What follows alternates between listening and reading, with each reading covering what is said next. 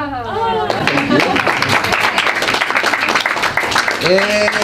morning.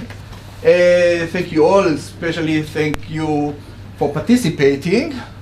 And I want also to thank the conference for inviting me here. Jeanette. My name is Amichai Pardo, and I'm an actor of the Orna Porat Theater for Young Audience in Tel Aviv, in Israel. But for me, playing the role of Janusz Korczak is not just playing a role in a play, because Janusz Korczak was a real figure. And therefore, I take off my hat and glasses and beard to talk with you about what you saw and about Janusz Korczak in generally. But first of all, I want to ask you only one question. You know, this short story, 10 Matchboxes, was written by Janusz Korczak. This is Janusz Korczak. His real name is Henryk Goldschmidt, a Jewish-Polish educator. Janusz Korczak is only his pen name. And this is Stefa Wilczynska, his partner. They work together. She is also a very important educator. She didn't publish books as him, so he became the famous one. And he wrote this story to these children before the Holocaust. Okay, the orphanage was founded in 1912, so it's made a lot of years before we connect Korczak only to the Holocaust, but the orphanage used to work many years before. And I want to ask you only one question. Why do you think he wrote this story to these children? What did he want to talk with them about? And as you saw, there were a lot of details. So you can talk about one of the children, one of the situations, one of the matchboxes, or in general. I heard a bit of the lecture before, so some of you think in general, some in details. So you can talk about the details or generally about the whole story. So I want to hear you. Why you think you wrote this story to these children? Yes? The importance of creativity, imagination, taking what you have and turning into something else. Okay, first of all, creativity, imagination, how we make this matchbox a ship. So we use our imagination and creativity, and it's important for the poor child, but to every one of us, when we use it, we can like go out from our box, okay? What else? Yes? How to choose how to relate what's in front of you makes all the difference. These are all orphans. The fact that they had something in front of them and the way in which they chose to relate to it can change the matchbox into gold, into a life worth living. Yes, because we saw that every child related differently to the same present regard, to the same situation, and the way you relate leads you to different places in your life, right? So, and what you see is that Korczak doesn't say that this way is right and this way is wrong. This child, good one, this child is the bad one. No, there are many choices.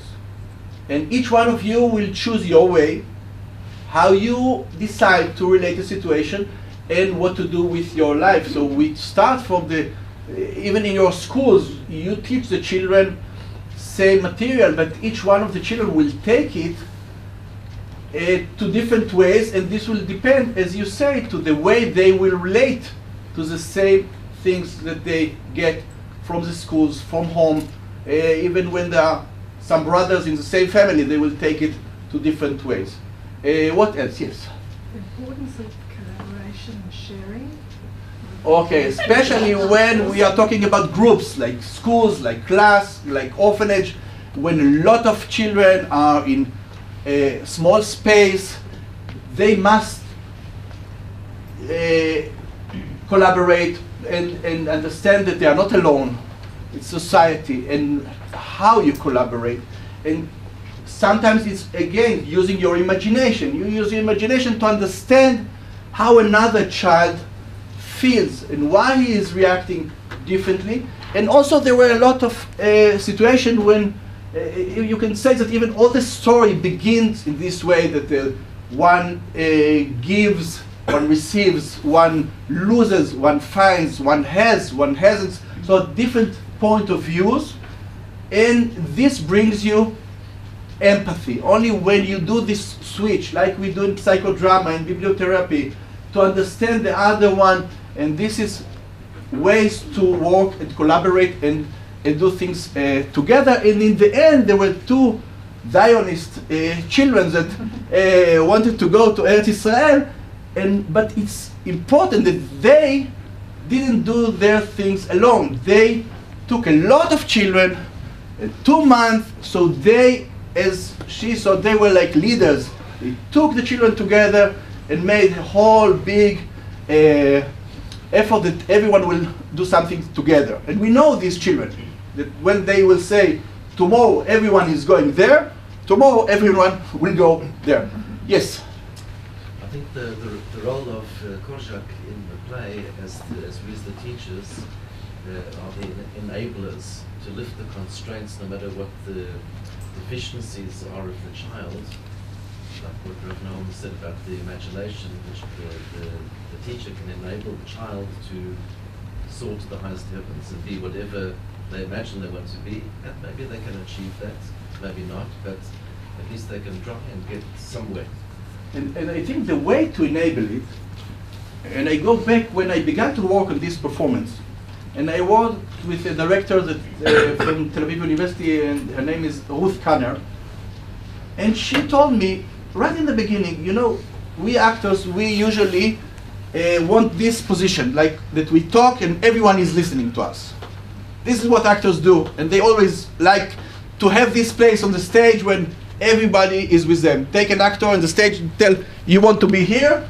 No, he doesn't want to be here. He wants to be here to talk to all the audience. But she told me, no, you are playing Janusz Korczak. And you don't have audience. You have individuals. And this why is like going to him and tell him, behave yourself.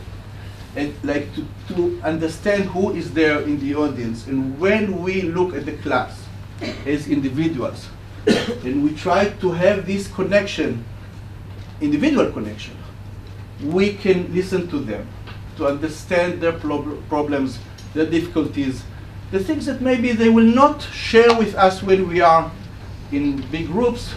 Then we can enable them, as you say, to find their route, their way, and to let it go to different ways.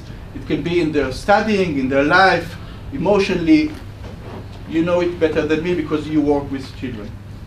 Anyone else? Yes? When you allocate the matches on the table, no one of them was any type of action or any type of figurative situation. So all of them was the same. All of them are exactly the same matches. Exactly like the kids. When you come to the classroom or they went to the orphanage, nobody knows where they're coming from. And eventually the matches when you represented, every time that there's a new situation, then you know the real student. Yeah, So yeah. many times if you come in circumstances that you need to react, because everyone cry, but how you cry. Everyone fight, but how you fight. Yeah. So the child defines himself.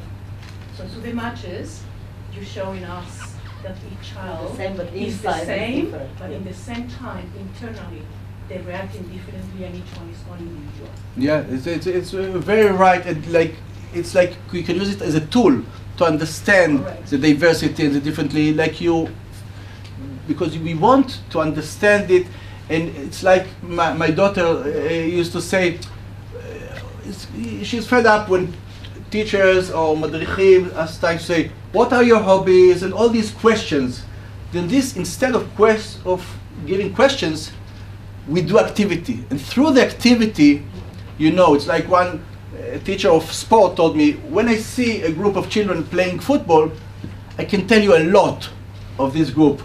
Who is angry, who is not angry, who gives the ball, who wants to go ball for him, who is not participating at all. So using this, she's right, the boxes are not the same and the children are not the same. But you know, this reminds me, once I did a performance, and one of the children, I did a conversation, one of the children said that the way, as you said, we use imagination, no, how he said it? That the way you relate to situation, this you use your imagination and you find that there is something special in the box. Okay, that we can do the same box that is regular, we do it something special. And he told me, another one raised his hand, he said, there are children like this. I said, what do you mean? He said, there are children that they are like matchboxes. We don't pay attention to them. But if we put attention to them, we will find, as you said, that they are not matchboxes. They are special. I'm short of time. 5 minutes. So in these 5 minutes, I want to show you a few things about the orphanage. First of all, this is their bedroom. Okay, and you see so many beds. Who made this bed so beautifully? The children themselves. They did all the works at the orphanage. Okay, they peeled the potato in the kitchen, they made their bed, they cleaned their orphanage, all the works in the, so for Korchak it's not just a study important, but also to work, like in the Shomer HaTzair, like in the kibbutzim, that people only, so it's important also to work. And this is a photo when you see actually the girls in summer when they went out from Warsaw to a village and they peeled the potatoes and they grew, they planted vegetables. So for him, working is not less important than studying.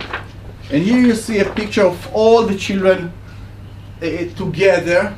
And as I said, Korchak is trying to talk to each one of them individually. And in this way, I met one of the children. His name is Yitzhak Belfer. And when he was 8 years old, Korchak came to him and said, I saw you are very talented in painting. From now on, you'll get anything you need for your painting, even a room where you can paint and no one will disturb you. Another one got harmonica or violin. He tried to see in one also a camera and became a photographer. So he tried to see what are the different talents and to give anyone a chance to get ahead with his talent and with his tendencies.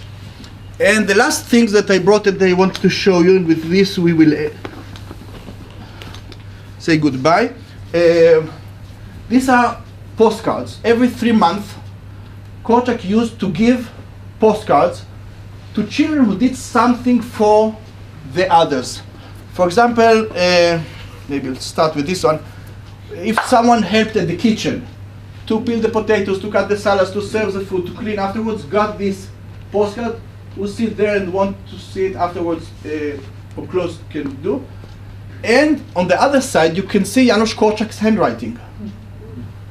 And he dedicates this postcard to this child. He's writing his name, give date, have a stamp of the orphanage, so the child understands it's important for him what the child did. It's not only a present. And a child that assisted another child or mentored another child because he was lazy, or because he was bullied, or because he was new, whatever. After 3 months that he was with him, he got this postcard, and again behind it we see this dedication. All the postcards that I'm holding are of one child, very good child. He received 28 postcards, so it's really brilliant child, and this is why he kept the postcard. He survived because he immigrated to Canada before the war and lived all his life in Canada, and he gave all these postcards to the Museum of the Ghetto Fighters in Israel, and this is a copy of those postcards. And the last one, you see this bunch of little blue flowers, and this postcard was given to a child when he finished the orphanage when he was 15 years old. And this, every child, when he finished, received it, no matter which child he was. And this bunch of flowers, we call them in English, forget me not.